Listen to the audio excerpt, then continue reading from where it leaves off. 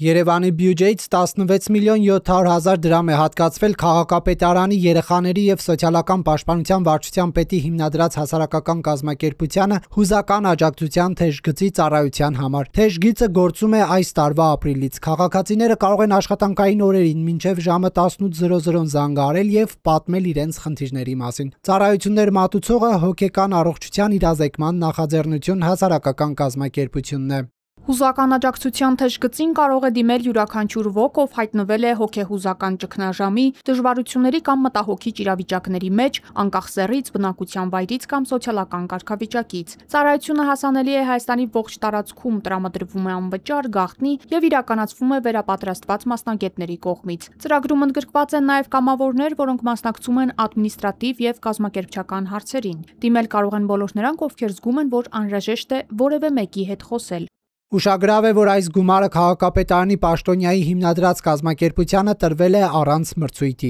Հոգեկան առողջության իրազեկման նախաձեռնություն հասարակական կազմակերպությունը հիմնադրվել է 2022 թվականի օգոստոսի 29-ին։ Հիմնադիրներից մեկը Երևանի քաղաքապետարանի երեխաների և սոցիալական պաշտպանության վարչության պետ Գևորգ Ղարիբյանն է։ Թեժգծի աշխատանքների համակարգումը հենց Ղարիբյանի ղեկավարած վարչության տիրույթում է։ Ղարիբյանը քաղաքապետարանում աշխատանքի է անցել 2025 թվականի մայիսին։ Կազմակերպությանը գումարը տրվել է 1 տարի առաջ 2024 թվականի փետրվարին։ Քաղաքապետարանից Factor TV-ին փոխանցված պատասխանում հատուկ անդրադարձ է կատարվել այս ժամանակագրությանը, սակայն հարց է առաջանում, արդյոք այստեղ շահերի բախում չկա, հաշվի առնելով, որ Գևորգ Ղարիբյանը և հասարակական կազմակերպության համահիմնադիրն է և քաղաքապետարանի այն պաշտոնյան, որը պետք է վերահսկի իր իսկ ՀԿ-ի կողմից իրականացվող աշխատանքները։ Քաղաքապետարանի կայքից տեղեկանում ենք, որ Ղարիբյանը շարունակում է լինել հասարակական կազմակերպության ծրագրերի հասարակական հիմունքներով կլինիկական և գիտական ղեկավարը։ Պետական ֆինանսական կառավարման փորձագետ Արտակ Քյուրումյանն այս գործարկում շահերի բախման ռիսկ է տեսնում։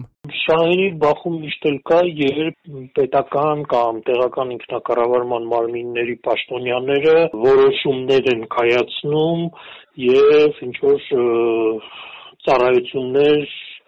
ապրանքներ են գնում իրենց հետ փոխկապակցված կազմակերպություններից։ Այս դեպքում միշտ կա շահերի բախում։ Քյուրումյանի կարծիքով նման դեպքերում վտանգ կա, որ հատկացված ֆինանսական միջոցները կարող են անարդյունավետ ծախսվել։ Երևանի քաղաքապետարանից պարզաբանել են, որ համայնքն իր ենթակայությամբ չունի սոցիալական ծառայություններ մատուցող կազմակերպություն, ուստի գործառույթն իրականացնում է այլ հասարակական կազմակերպությունների միջոցով։ Ոնց որոշեցին, որ նման ծառայություն է հարկավոր։ Եթե նման ծառայություն է հարկավոր, արդյոք Երևանի քաղաքապետարանի ծրագրային փաստաթղթերում այդ մասին կար, թե հանկարծ մի օր ինչ-որ պաշտոնյա վեր կացավ ու որոշեց, որ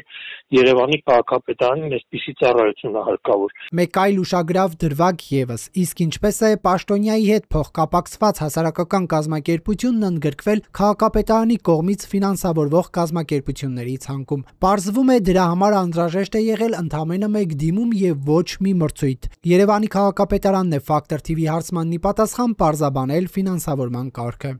Հոգեկան առողջության իրազեկման նախաձեռնություն ՀԿ-ն Երևանի քաղաքապետարան է դիմել դեռևս 2024 թվականին, որն ուսումնասիրվել է վարչության կողմից և ծրագիրն իրականացնելու նպատակով դիմումի իրականացված քննարկումների հիման վրա զեկուցագիր է ներկայացվել Երևանի քաղաքապետին և դրական դիրքորոշում ստանալուց հետո սույն թվականի փետրվարին կնքվել է պայմանագիր։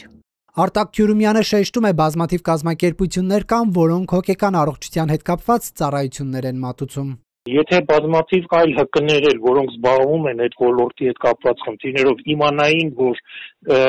նման ծրագրին միջոց է հատկացում, իրենք էլ կդիմեին։ Բայց իրենք չեն դիմել, որովհետև իրենք չեն էլ իմացել ամենայն հավանականությամբ, որ այդպիսի միջոցառում է նախատեսում իրականացնել Երևանի քաղաքապետարանը։ Եվ այդ առումով քաղաքապետարանի գործունեությունը բաց և թափանցիկ չի։ Երևանի քաղաքապետարանը Factor TV-ին հրաժարվել է տրամադրել պաշտոնյայի հասարակական կազմակերպության հետ կնքած պայմանագրի օրինակը անձնական տվյալների պաշտպանության հիմնավորմամբ։ Առաջարկեցինք պայմանագրում փակել անձնական տվյալները և դրանից հետո միայն տրամադրել, բայց քաղաքապետարանից արձագանք չստացանք։ Պայմանագրի տրամադրման դեպքում կերևար ծառայության տեխնիկական բնութագիրը և հնարավոր կլիներ պարզել 16 միլիոն 700 հազար դրամը կոնկրետ ինչ ծառայությունների համար է տրվել։ Փոխարենը քաղաքապետարանը ներկայացրել է ևս 10 հասարակական կազմակերպությունների ցանկ, որոնք ֆինանսավորվում են տարբեր ծրագրեր իրականացնելու համար։ Ինչ պայմաններով են աջակցել, բայց դա թափանցիկ գործունեություն չի, այնպես չի, որ պետքա դիմեն։ Դա պետքա լինի ռազմավարական մեծ ծրագրի շրջանակներում։